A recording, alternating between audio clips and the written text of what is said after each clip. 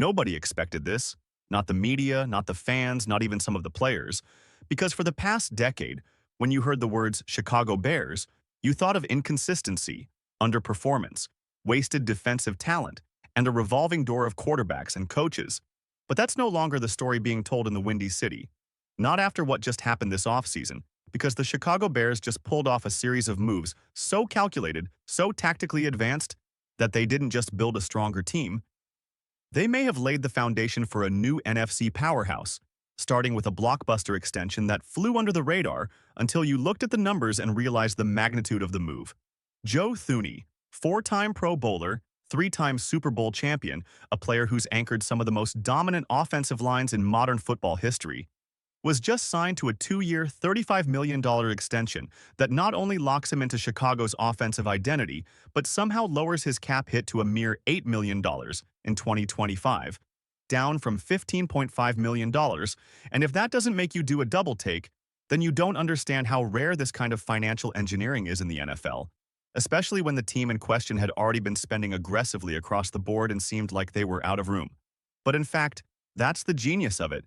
Because the Bears weren't out of space, they were just waiting to rearrange the chessboard, and this Thuney deal gave them an extra $7.5 million in immediate cap relief that they're now leveraging into even more acquisitions, more flexibility, more long-term leverage, all while other franchises are scrambling just to field 53 players without going into financial freefall. And here's where it gets even more interesting. This deal with Thuney isn't just about locking down one of the top guards in football, it's about leadership. It's about culture. It's about sending a message to the entire locker room and the league at large that Chicago isn't here to develop anymore. They're here to dominate. And Thuney becomes a living, breathing extension of head coach Ben Johnson's philosophy, a veteran presence who knows what it takes to win in January and February, someone who can mentor young linemen like Darnell Wright, who can stabilize the pocket for whoever takes snaps under center, and who sets a standard of accountability and physicality that's been missing in this franchise for years, if not decades. And while fans were still processing that move, whispers started to surface about something even bigger, something darker brewing beneath the surface. A potential trade for Trey Hendrickson, the Bengals' edge rusher who's been one of the most quietly dominant pass rushers in the NFL for years. And if the Bears somehow add him to a defensive front already being rebuilt through smart signings and aggressive draft picks, it would send a shockwave through the NFC North and redefine Chicago's identity from a team with potential to a team that terrifies opponents every Sunday. And it wouldn't even be reckless. Because again, Thuney's restructured deal gives them breathing room now. And the Bears still have a healthy $14.7 million in current cap space, with another $16.8 million projected in 2026, and that number could balloon to over $50 million, depending on a few well-timed roster decisions that Poles is already contemplating, like releasing Tremaine Edmonds after the season, which would save $15 million with only $2.4 million in dead money, or moving on from Cole Kmet and recouping $8.4 million, or saying goodbye to DeAndre Swift, Cairo Santos, and even younger depth pieces like Zach Pickens. Every one of these decisions could be strategic, not desperate, because the Bears finally have options. And that is perhaps the greatest currency in today's NFL. Control, flexibility, adaptability, and above all else, a vision that stretches across years, not just months. And when you step back and look at what's been happening in Chicago since the 2024 season ended, the pattern becomes clear. This isn't a rebuild. This is a calculated acceleration into contention, because they didn't just stop with Thuney. They also added Jonah Jackson, another starting caliber guard, meaning the interior of their offensive line now features two top-tier veterans alongside ascending talents like Wright. And while they were fortifying the trenches, they were also adding skill players with purpose, signing Durham Smythe at tight end to give Ben Johnson the kind of versatile chess piece he used in Detroit with Sam Laporta, grabbing wide receivers Olamide Zaccheaus and Devin Duvernay to stretch defenses horizontally and vertically, and even shoring up the backfield with Travis Homer, who offers special teams value and blitz pickup, along with re-signing key special teamers like Scott Daly and bringing in long snapper depth. And you can see the fingerprints of a plan on every single signing, every single cut, every restructure, from the way they released Gerald Everett and DeMarcus Walker to free up over $10 million, to the fact that they extended role players like Josh Blackwell and AJ Eanes to maintain continuity on special teams and rotational depth. And that's before we even get to the defense, where Ryan Poles and the new coaching staff turned their attention to rebuilding the front seven with a mixture of veterans and upside projects, signing Grady Jarrett to give them a true anchor in the middle, adding Dio Odiengbo as an edge depth pass rusher with scheme versatility, and bringing in players like Daniel Hardy, Amir Speed, and Jonathan Thor to challenge the back end of the roster with athleticism and upside. And even though these names don't scream headline, they fit the mold of the new Bears identity.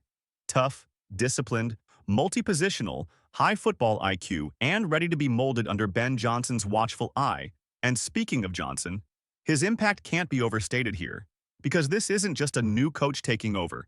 This is a complete philosophical reset, an offensive genius walking into a situation with a blank canvas and painting a future that Bears fans haven't dared to imagine in years, maybe even since the days of Mike Ditka, because Johnson isn't just building a scheme, he's building a culture, and he's doing it with pieces that make sense. An offensive line that can actually protect, receivers who can separate, a defense that can pressure and rotate, and most importantly, a front office that isn't afraid to spend when the time is right, which brings us to 2026 and beyond, because that's where the real fireworks could happen.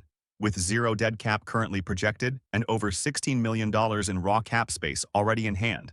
And again, possibly $50+ million with a few cuts. The Bears will be in prime position to make massive moves in free agency, and the names expected to be available are mouthwatering. TJ Watt, Daniel Carlson, Jalen Warren, DJ Reader, Noah Fant. Some may get extended, sure, but some will hit the open market. And if the Bears are ready and waiting, they could snag the kind of transformational talent that turns good teams into great ones and great ones into champions. And what's more impressive than the potential names is the financial foundation being laid now, with $311 million committed in 2025, sixth highest in the league. Broken down with precision: $158 million for the offense, $145 million for the defense, $7.5 million for special teams, and a manageable $4 million in dead money, with major contracts set to expire just as the next wave of talent emerges. And this is what separates contenders from pretenders: the ability to forecast not just this season, but the next 3, 4, 5 windows of opportunity, and build accordingly. And whether it's through an aggressive trade for Hendrickson, or a surprise signing midseason, or a future draft day splash, the Bears are now in the driver's seat, not just for the NFC North, but for the conference as a whole. Because while the Lions, 49ers, and Eagles have been getting all the headlines, the Bears have been building in silence. And now, the silence is about to break, because the groundwork has been laid, the veteran leaders are in place, the coaching staff is aligned, the cap is under control, the roster is stacked, the depth chart is solid, and the front office is hunting, not hoping. And if you think this team is going to sit back and wait for things to fall into place, think again, because Chicago is no longer building for someday, they're building for right now. And the NFL better wake up, because the monsters of the Midway are no longer hibernating. They're awake, they're angry, they're organized, and they're coming for everything, armed with veterans who know how to win, a head coach who knows how to scheme, and a GM who knows how to manipulate every dollar like it's a weapon.